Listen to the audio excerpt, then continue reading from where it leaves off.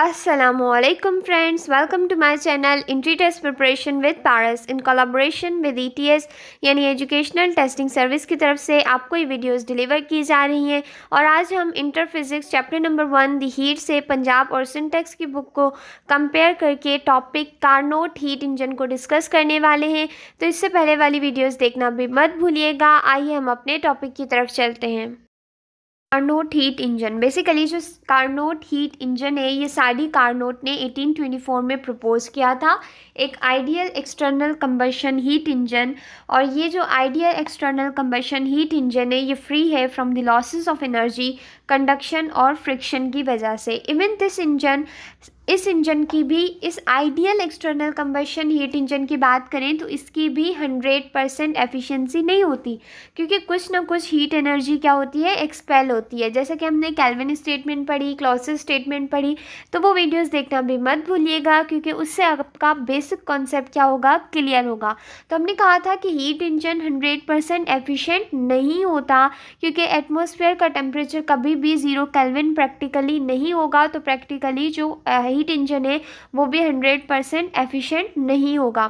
तो जो Carnot heat engine, जो कि हम एक ideal external combustion heat engine की बात कर रहे हैं, इवन वो भी 100% एफिशिएंट नहीं होता, क्योंकि कुछ ना कुछ हीट एनर्जी एक्सपेल हो रही होती है।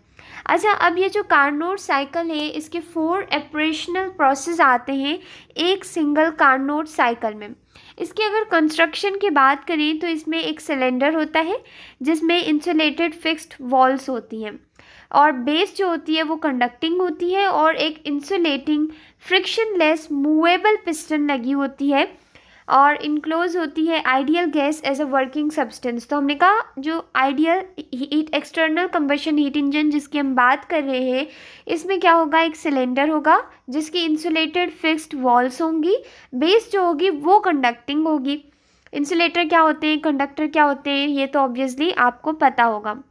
Perfectly insulating frictionless movable piston attach होगी, वो पिस्टन क्या करेगी, अप एंड डाउन मूव करेगी, और इसमें आइडियल गैस इनक्लोज्ड होगी एज अ वर्किंग सब्सटेंस। अच्छा, अब इस सिंगल कार्नोट साइकिल की बात करें तो हमने कहा इसके 4 ऑपरेशनल प्रोसेस होते हैं। सबसे पहले होती है आइसोथर्मल एक्सपेंशन, उसके बाद एडियाबेटिक एक्सपेंशन, फिर होती है आइसोथर्मल कंप्रेशन, एंड देन होती है एडियाबेटिक कंप्रेशन।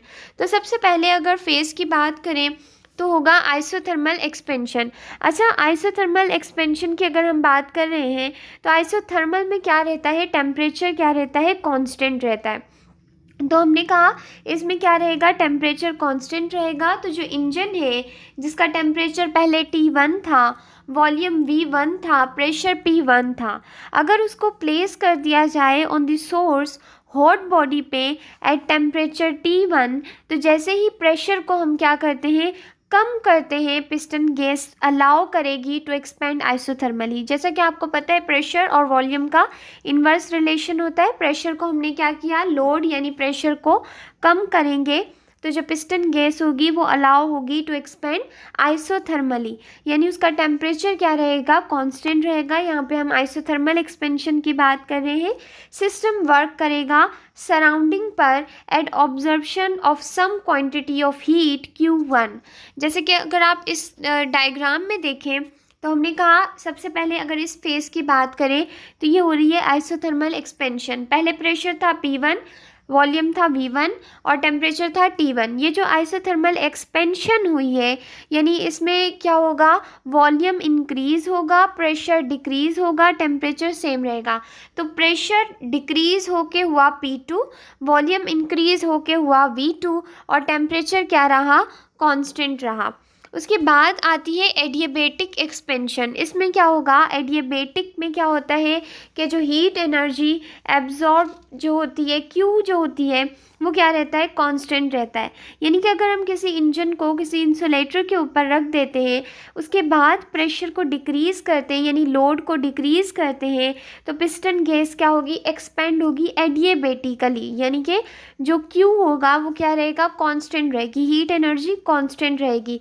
जब तक उसका टेम्परेचर फॉल नहीं हो जाता T2 तक, तब तक ये प्रेशर हम करेंगे, कम करेंगे, और पिस्टन गैस क्या होगी, एक्सपेंड होगी एडियाबेटिकली तब तक जब तक टेम्परेचर T2 जितना फॉल नहीं हो जाता। तो इसमें क्या होगा, सिस्टम वर्क कर रहा है सराउंडिंग पर, और जैसे कि अगर आप इस फिगर में देखें तो ये क्या हुई है, एडियाबेटिक एक्सपेंशन हुई है।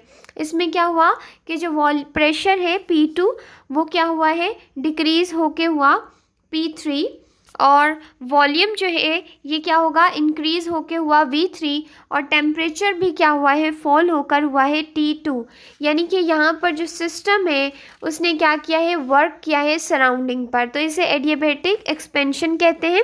और इसमें क्या हो रहा है, जैसे आपने एडियाबेटिक प्रोसेस में पढ़ा था कि in this process heat energy neither enters nor leaves this system, तो यहाँ पर हीट एनर्जी ना इंटर होगी ना लीव करेगी सिस्टम से, और ये एडियाबेटिक एक्सपेंशन हो रही है। और एडियाबेटिक एक्सपेंशन क्या होती है, कूलिंग कॉज करती है, यानी टेम्परेचर क्या होता है, फॉल होता है, और जो वर्क डन है वो ऑन दी सराउंडिंग होता है।